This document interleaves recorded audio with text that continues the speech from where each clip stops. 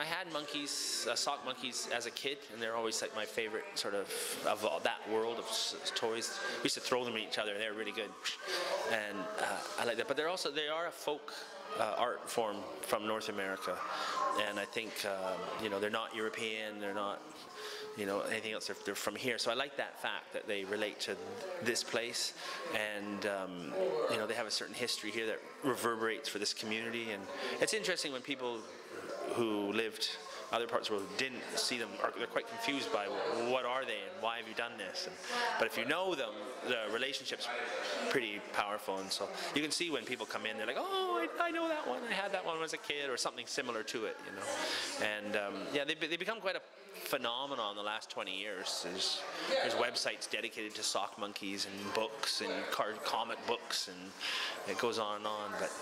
And I think it's because of that universal appeal that they just really relate to something deep in our memory.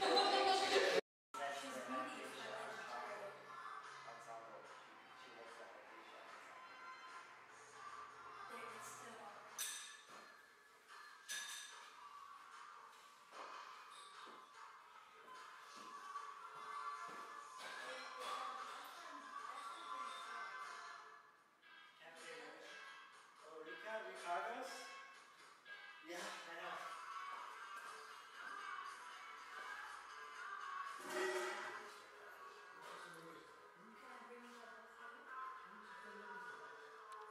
I know. I started painting them usually around Christmas time. I would just do little portraits, and I just light them, and they'd move. And then I found I would start putting them into still lives, a couple here, a couple there, and they quickly took over because of the nature of their personalities and the way they projected on the canvas. And so then I started thinking, okay, how can I make more complicated images?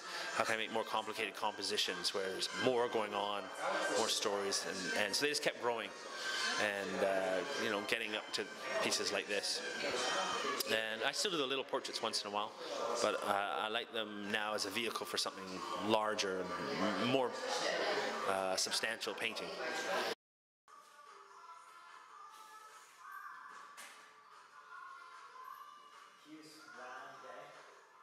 Yes. He's a very sweet. I said to Thomas, you want to stay the night? I'm not going to hang out there in a bar. I was getting in trouble. So she's his accomplice? Yeah, she plays trumpet.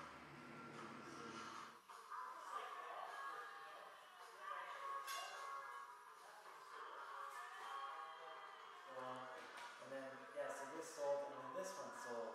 And I was thinking, well, I'm not sure I want that one. I don't know. And that little one up there, so it's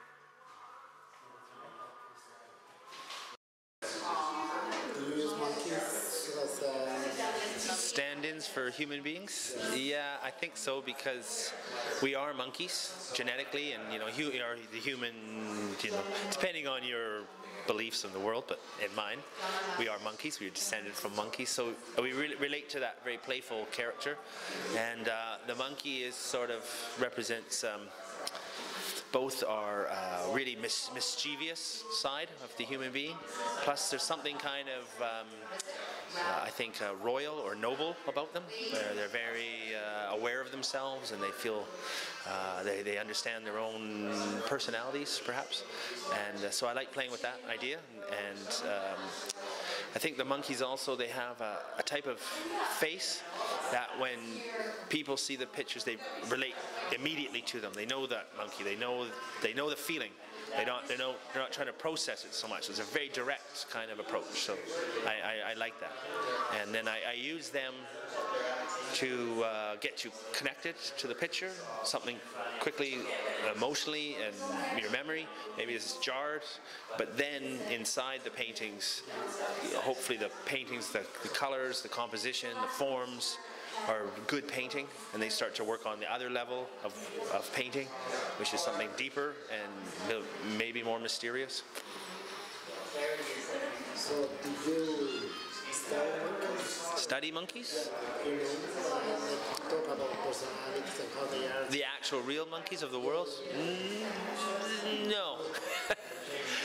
Just as much as one would see a monkey on the world of TV and stuff. No, I think I study more people, and I was thinking about this just the other day of the things about the monkeys that I like is sort of the social interaction, and being a painter you're alone all the time, and there's something really interesting about the observing of people in crowds, and I like that fact, and I like the fact that they are group animals, and you relate to that sense of the larger society.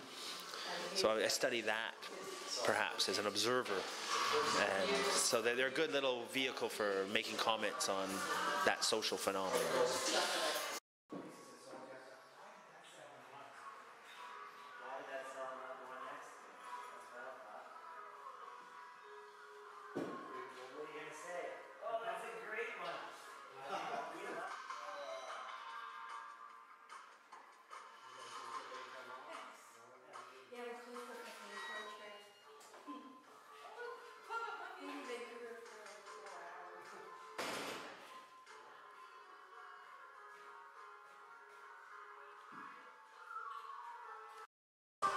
The thing about the monkeys I like the most is they allow me to deal with all the concerns of painting that are mystical.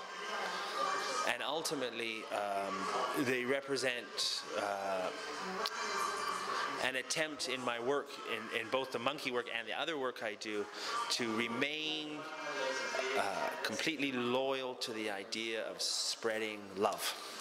And that the work is about human beings living in a more harmonious way, in a more profound way, a more spiritual way, and a more open way.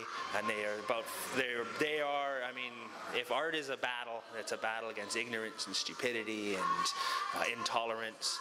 And they play that game for me, and they do a really good job, because they feel good seeing them. They're happy, they're enjoying, but hopefully inside there is a message, and the message is unity.